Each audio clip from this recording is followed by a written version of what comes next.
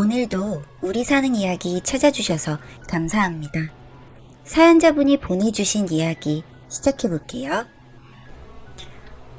오늘 딸의 결혼식이 있었어요.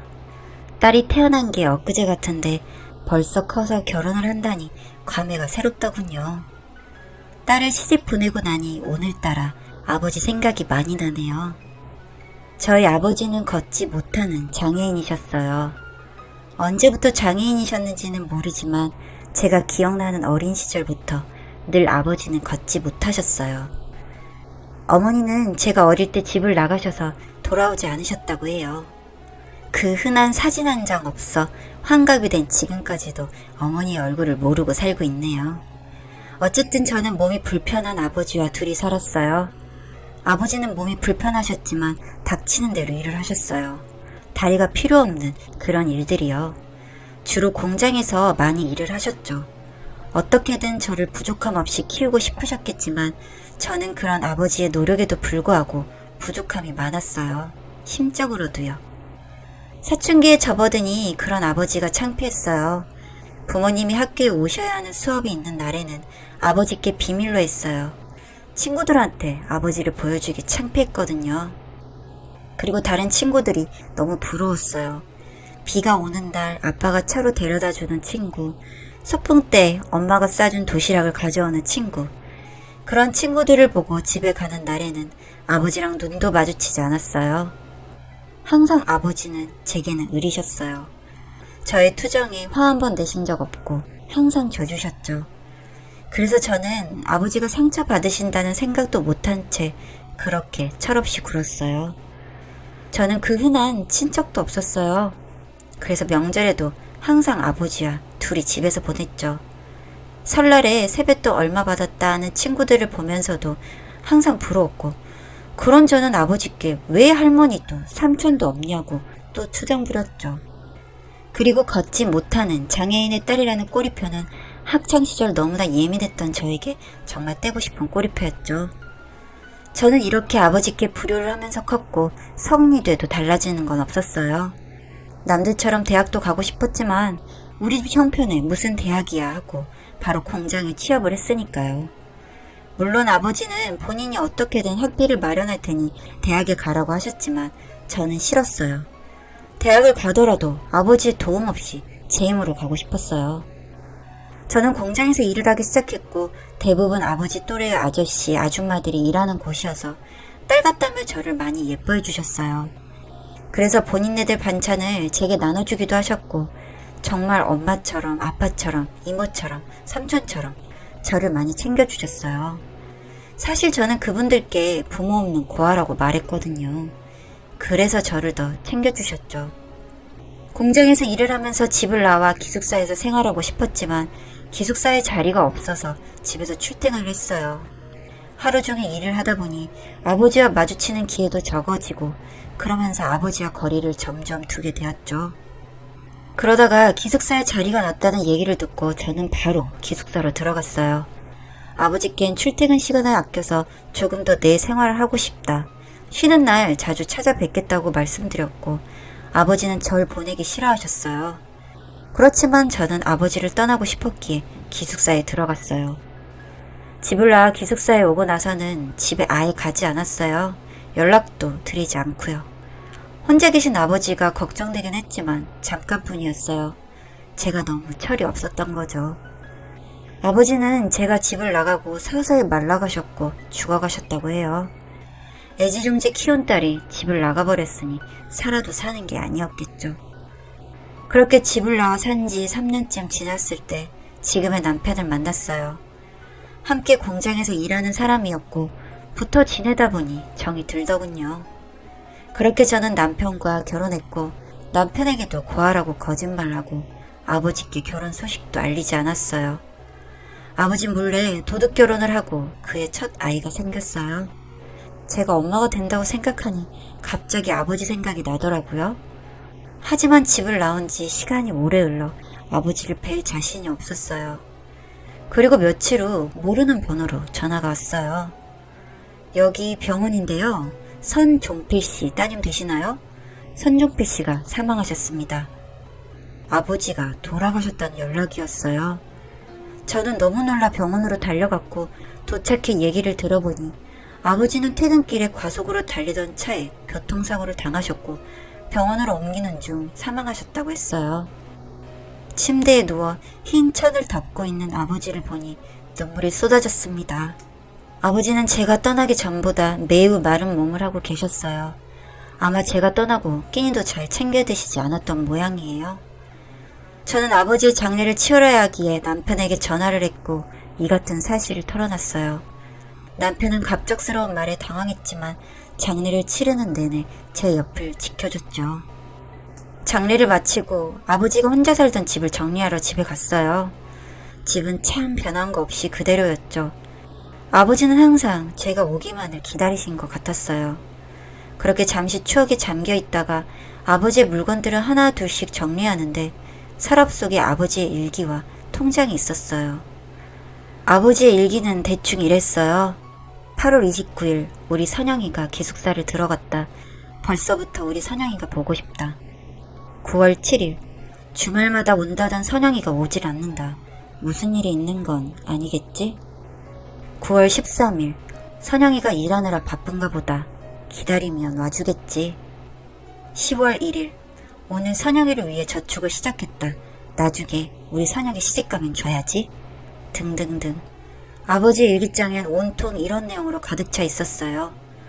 저는 아버지께 너무 죄송한 마음이 들어 아버지의 일기장을 끌어안고 한참을 목 놓아 울었어요.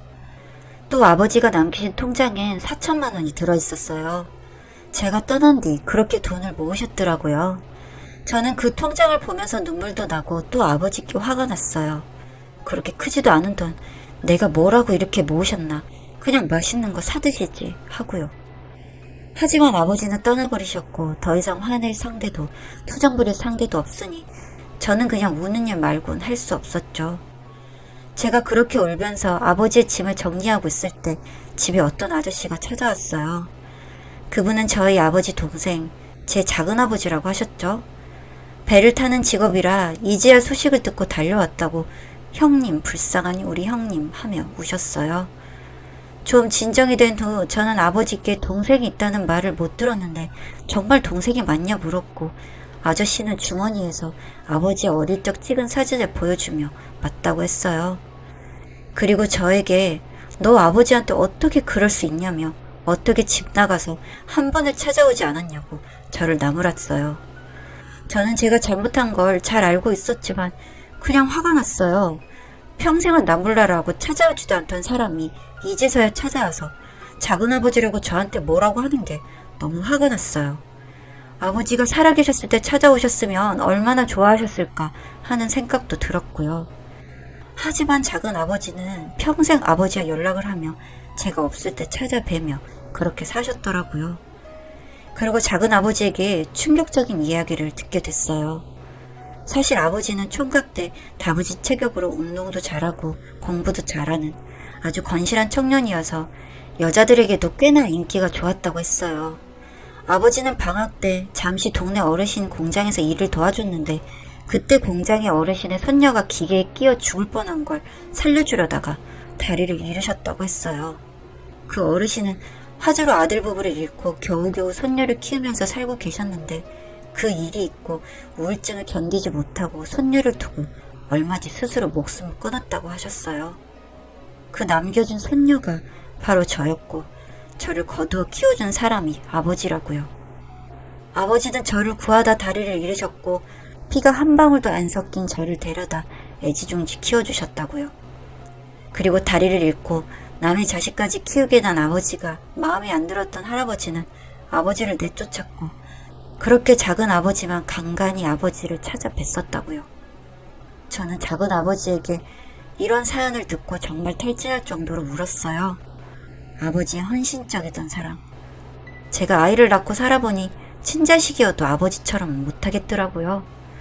이제는 어느덧 제 나이도 아버지의 나이와 비슷해져 가네요. 저는 아직도 아버지 일기를 가끔 생각이 나면 읽고 있어요. 그리고 아버지의 4천만 원은 아직도 쓰지 못했고요.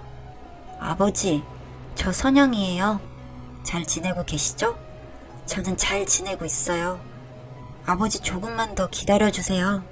우리 꼭 만나요. 안녕하세요. 제 결혼 생활에 대해 이야기해보고 싶어 글을 적게 되었습니다. 제가 이런 이유로 이혼을 하게 될 줄은 몰랐는데요. 정말 황당한 곳에서 문제가 터졌고 정말 법적으로 해결할 수밖에 없었습니다. 그 이야기를 한번 해보려고 해요. 저와 신랑은 30에 넘은 나이에 선을 봐서 결혼을 하게 되었습니다.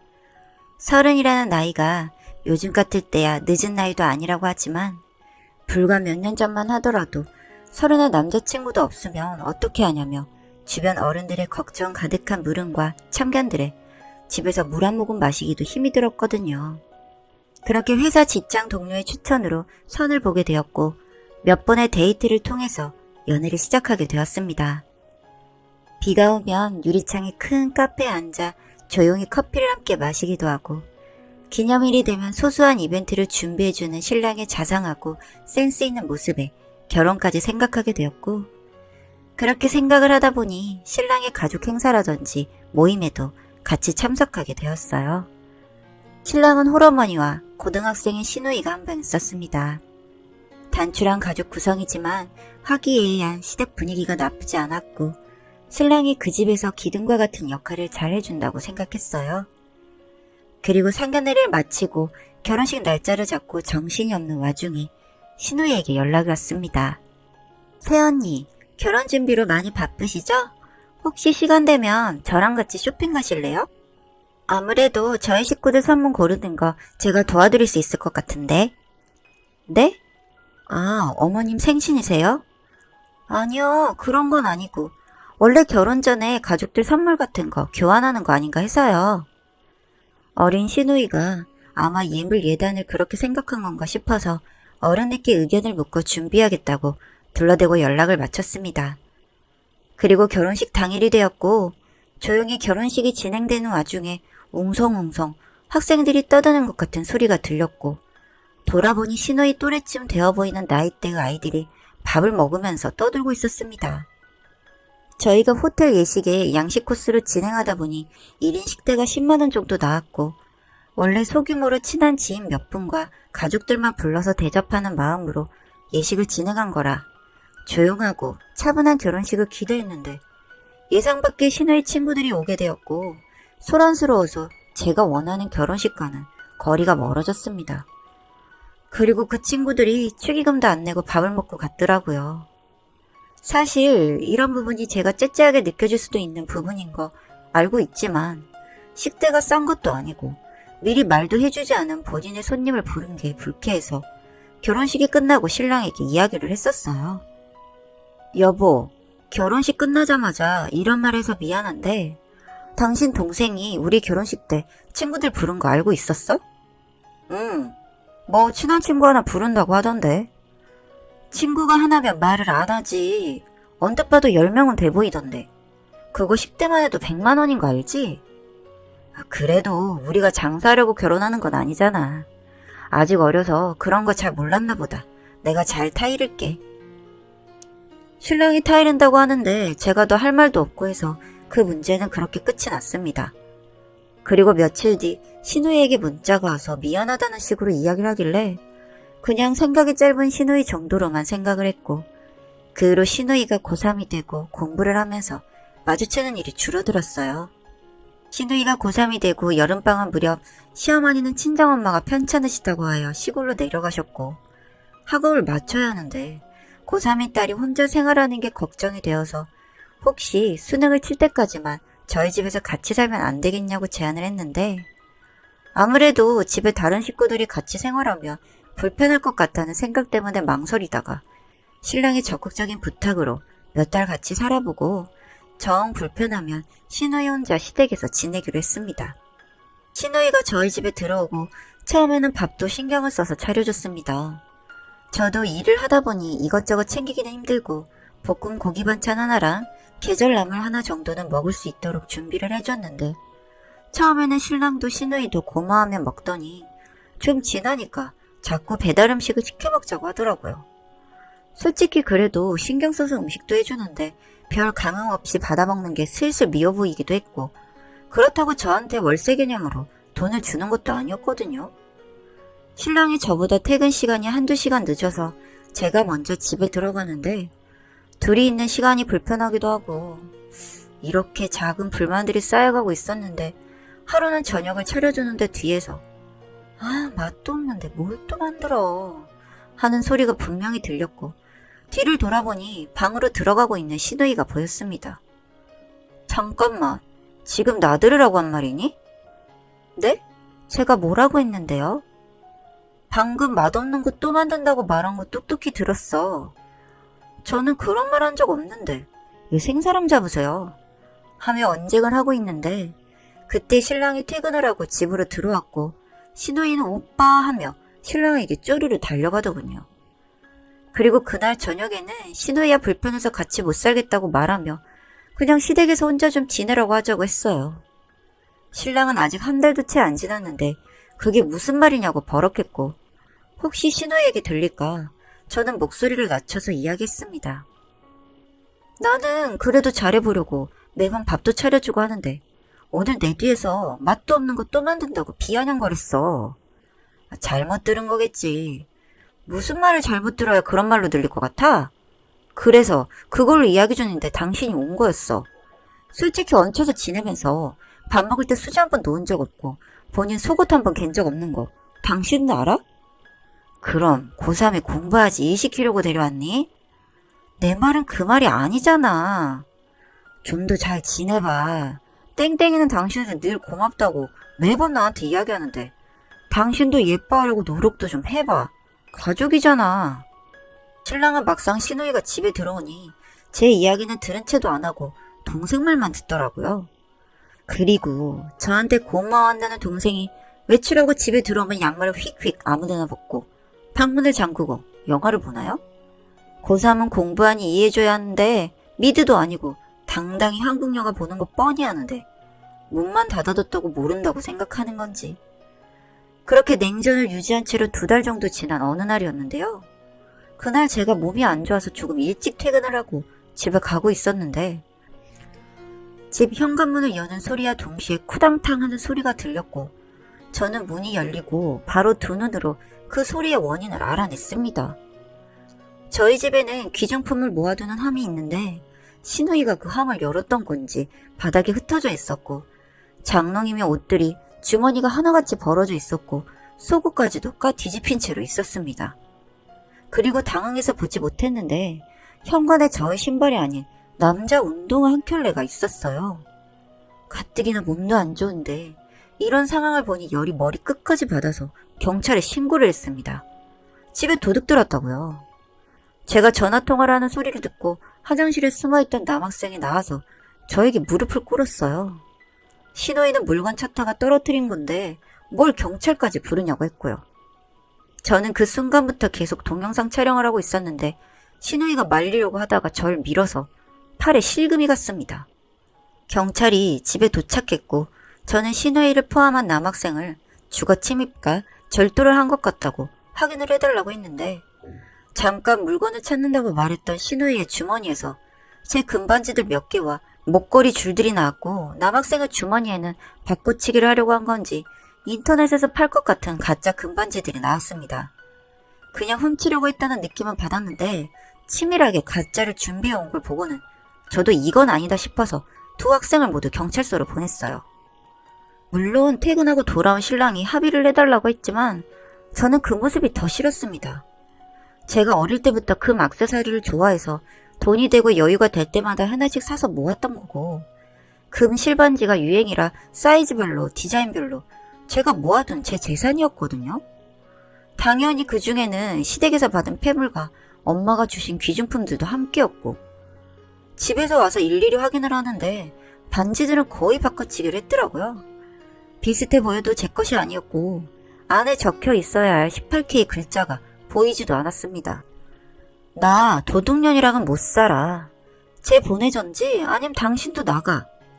도둑년이라니 무슨 말을 그렇게 해. 땡땡이가 잘못한 거 맞지만 학업 스트레스도 있고 친구들이랑 놀고 싶어서 그랬던 거겠지. 이해해줄 수 있는 부분이잖아. 나한테 막말을 해도 참았지만 이건 도둑질이고 범죄 행위야. 지금까지가 내가 할 수 있는 최선의 배려였고 더 이상은 같이 못 살아. 그 금반지들 내가 다시 사주면 되잖아. 지금 그게 문제가 아니잖아. 내가 없을 때 도둑질을 하는데 우리가 없는 시간 동안 쟤가 뭘 할지 내가 어떻게 믿어. 잘못하면 사과하고 받아주고 그런 게 가족 아니야? 내 가족 중에 도둑놈은 없으니까 내가 나갈게. 솔직히 전 남편과 한 이 마지막 대화에서 결정을 내리려고 했습니다. 아직 어린애들의 인생을 망치기엔 너무 안타깝다는 어른으로서의 짠한 마음에 봐주려고 했는데 남편의 그런 모습은 절 더욱 화나게 만들었고 앞으로 또 이런 일이 없으리란 법이 없겠구나 싶더군요. 호되게 야단쳐야 할 일에 저런 식이라니. 솔직히 저로선 이해가 가진 않는 상황이었습니다. 저는 이미 확보해놓은 영상과 증거자료가 있었기 때문에 며칠을 고민했습니다. 도저히 이런 인간과는 앞으로도 같이 살 수 없다는 생각에 이혼을 결심하고 소송을 진행했고 여기에 신우이와 그 친구도 그냥 두고 볼 수만은 없었습니다. 이건 정말 완벽히 범죄를 저지르려고 한 게 맞잖아요? 가짜로 바꿔치기 할 생각까지 했다는 게 너무너무 괘씸했기에 합의는 해주지 않겠다 다짐했습니다. 그렇게 이혼소송과 그 애들을 절도죄로 고소하는 것까지 함께 진행했습니다. 남편과의 이혼은 남편은 계속해서 자신의 여동생 편을 들면서 혹시라도 제가 자신의 여동생 앞길을 망칠까봐 전전긍긍했기에 협의 이혼 쪽으로 돌려서 위자료를 요구했습니다. 입을 막고 싶으면 그만큼 돈을 지불하라는 것이었죠.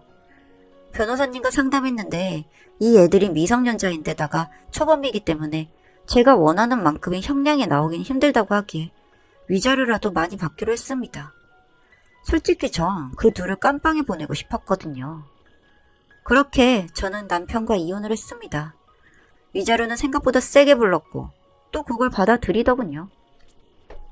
아주 지 여동생은 끔찍했던가 봐요. 둘이 끼고 죽을 때까지 같이 살던지 말던지 이젠 관심 없습니다. 저는 그 이후로 공부를 시작했고 현재 대학원에 다니고 있습니다. 지금도 그때를 떠올리면 정말 상식이 통하지 않는 인간들 틈에 있는 게 얼마나 힘든 일인지 소름이 돋을 지경이에요. 콩밥까지 먹이지 못한 게 아쉽지만 이젠 잊고 절 위해 살아가려고 합니다. 긴 글 읽어주셔서 감사합니다.